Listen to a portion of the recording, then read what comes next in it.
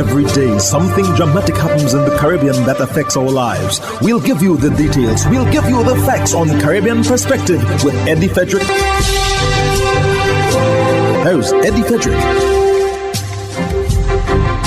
Welcome to Caribbean Perspective. So glad you can join us. The story that dominates in today's edition for Thursday, 16th October 2025, and brought to you in association with our friends at Antillean Group. Venezuela has closed its embassies in Norway, home to the Nobel Prize, and Australia, citing reallocation of resources. Details after this important message. Believe in our strength, we'll stand by you. Protection from all, perils big and small. Reassurance we give, it's so glad to see. Peace of mind, that's our service guarantee.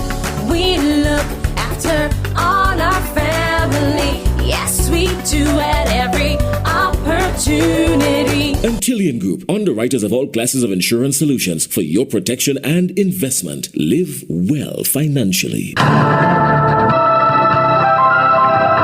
hurricane season is now upon us, so we as Caribbean people need to remember to think safety and be prepared. Avoid venturing outside during a storm or hurricane, especially if there are strong winds. Rooftops and other debris are often blown about and can cause great damage.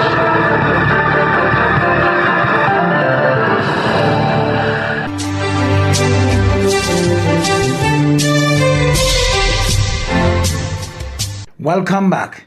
Venezuela has closed its embassies in Norway and Australia as part of a major diplomatic reshuffle under President Nicolas Maduro.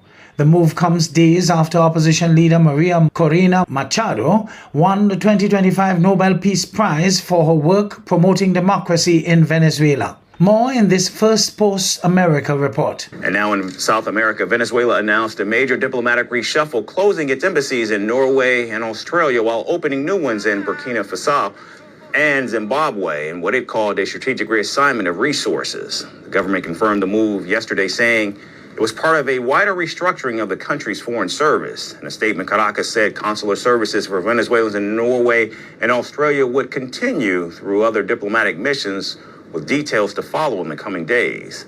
The Norwegian Foreign Ministry confirmed receiving an official notice of the closure, but said no explanation was given.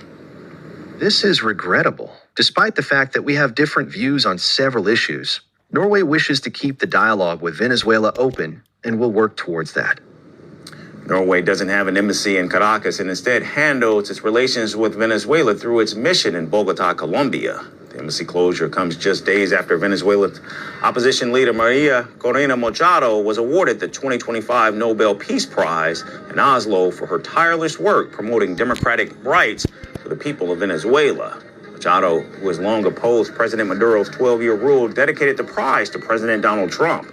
In fact, during an interview, she even said that she is counting down the end of the Maduro government.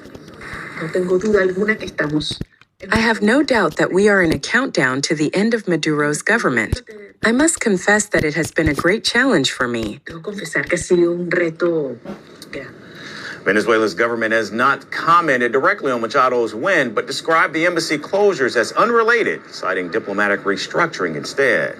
However, the timing has drawn global attention, particularly given the symbolic role of Norway, which is home to the Nobel Committee. Norwegian officials were quick to stress that the Nobel Prize, however, is entirely independent of the government.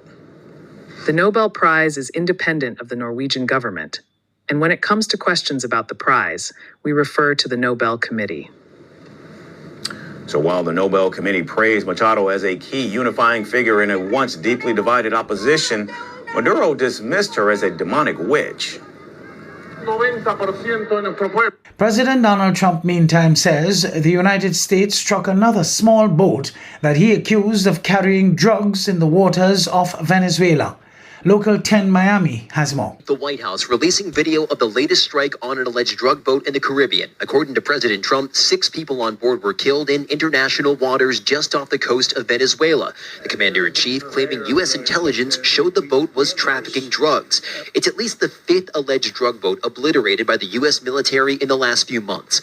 Since returning to office, President Trump has designated the cartels as terrorist groups. The deadly strikes raising questions on Capitol Hill about the president's use of military force. At least one Republican in the Senate backing a war powers resolution that was eventually voted down, but sought to limit the president's authority to target the boats without approval from Congress. Since the U.S. policy is now to blow people to smithereens if they are suspected of being in a terrorist gang, then maybe someone should take the time to explain the evidence of their terrorism. Much of the U.S. crackdown on the cartels has focused on Venezuela and its president, Nicolas Maduro. Florida Republican Congresswoman Maria Salazar celebrating this latest strike, writing on social media, "We must use all means necessary to stop drugs from touching our country. I fully support all efforts to stop Maduro and all of his drug-selling gangsters and cronies."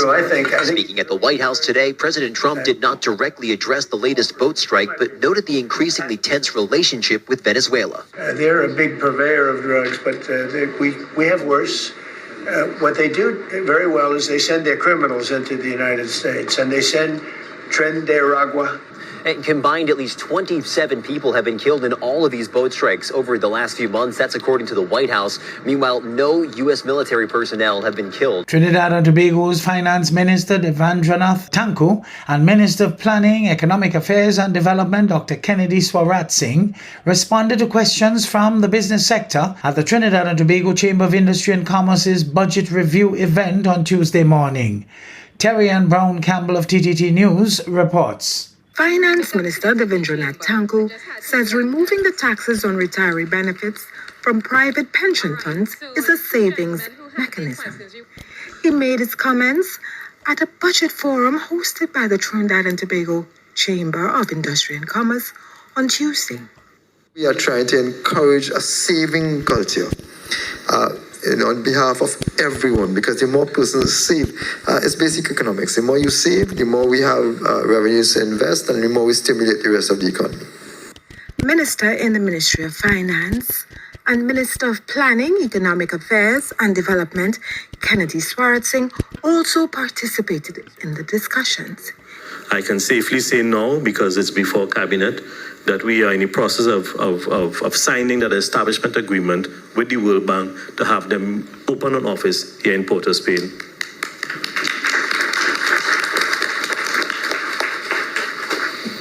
And that will do several things. It will give us access to expertise, but also for funding for private sector projects.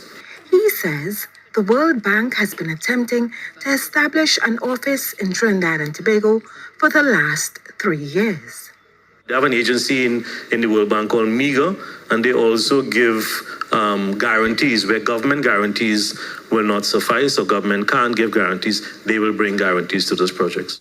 Terry Ann Brown Campbell, TTT News.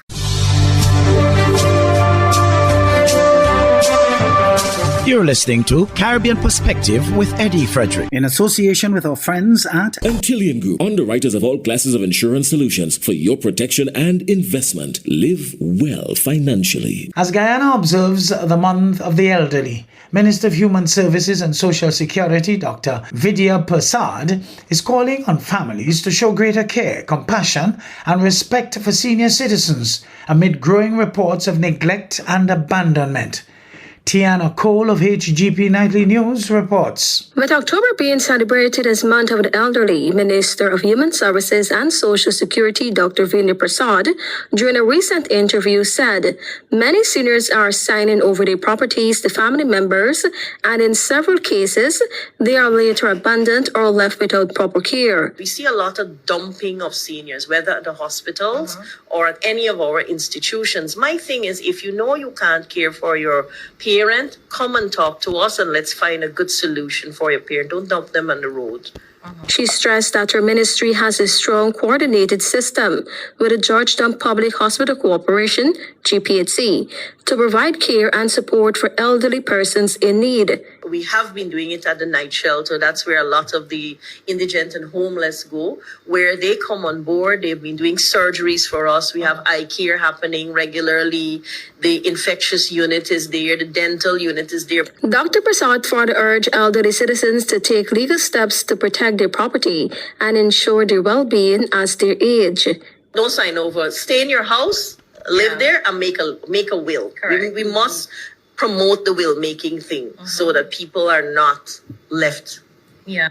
Tianako reporting for the HGP Nightly News. A week-long consultative mission undertaken by the OECS Skills and Innovation Project SKIP has provided fresh insight on how St. Lucia can refine its national innovation ecosystem and strengthen ties between education, entrepreneurship and industry. This DBS News World News item provides details. A 5-day mission has propelled the Innovation Division toward better aligning St. Lucia's innovation agenda with national skills development goals. Throughout the week, engagements sought to establish how national institutions like the Sir Arthur Lewis Community College and the National Skills Development Center can collaborate with entrepreneurs and the private sector to nurture innovation-led growth. Commenting on the completion of consultative sessions with public and private sector entities operating within the innovation space, innovation and entrepreneurial specialist Toylan Lagon addressed the intended impact of the mission on St. Lucia's Innovation Division. Essentially, we had Mr. Michael Julian, who is a consultant with Expertise Advisors, to come in to do some fieldwork, some research and fact-finding with regards to the operations of the innovation ecosystem. That includes the private business sector, understanding what policies and tax regimes exist to support innovators, and of course, where there are gaps so that recommendations could be made. The mission supports the development of the division. This division was formed in 2017 and it has been supporting innovators to date. However, we recognize that with the global move to AI, artificial intelligence supporting manufacturing as well as service industries, that there's a missed opportunity. And the intention, or the expectation I should say, is that with the findings from the consultant, that we will be able to build on our capacity and our strategy to ensure that St. Lucians are able to benefit from this through the division. Undertaking a series of stakeholder interviews, consultant Michael Julian sought to assess the strengths and weaknesses of the National Innovation System. Innovation Division would focus on the areas that need strengthening to make it easier for young people and for small businesses, startups that want to innovate and want to introduce new products and services into the marketplace. So this process of identifying what needs to be addressed will lead to an agenda, sort of a to-do list, which the Innovation Division will then take as its mandate to advance and strengthen the innovation system nationally. Innovation is just the introduction of new products and services that are not currently on the market. So innovation isn't a complicated item. It's about how do you identify what is missing in the marketplace and how do you design new products and services that can be easily accessed by users, whether those users are businesses or consumers. And so that's the whole idea behind helping younger entrepreneurs to do things differently. The OECS SKIP is structured to initiate collaboration between staff and students of the Sir Arthur Lewis Community College, National Skills Development Center, entrepreneurs, and the private sector. According to Director of Innovation, Linnell Malzé, innovation should be viewed by St. Lucians as an opportunity to add value to their respective spaces. They are entrepreneurs. People are always into the business sector, but there's a difference between sharing a business idea that has already been established and sharing a business idea that is yours. So what we want to do is to increase the number of innovators in St. Lucia, or recognize innovators, because people are adding value, people are building new things and sharing new ideas. But how are we going to get these people to make this viable as a business and to recognize returns from their efforts? So the OECS SKIP is going to assist us in better framing the work that we need to do, and not doing it from an ad hoc point of view, but being very organized, very targeted, and also helping us to identify the sources of funding that can help to accelerate some of the undertakings that we already have. Through the OECS SKIP, which is financed by the World Bank, technical assistance and funding will be made available to innovators through a matching grants program with 2 classifications. Individual grants will be available to students undertaking innovation projects with local businesses, or entrepreneurs collaborating with the SCLCC and NSDC. Group grants or grants to consortia will also be made available to faculty of both institutions, partnering with students, entrepreneurs, or additional stakeholders. The recently concluded mission marks a significant step towards St. Lucia's Innovation Division, managing this initiative, strengthening institutional partnerships, and fostering a national culture of innovation.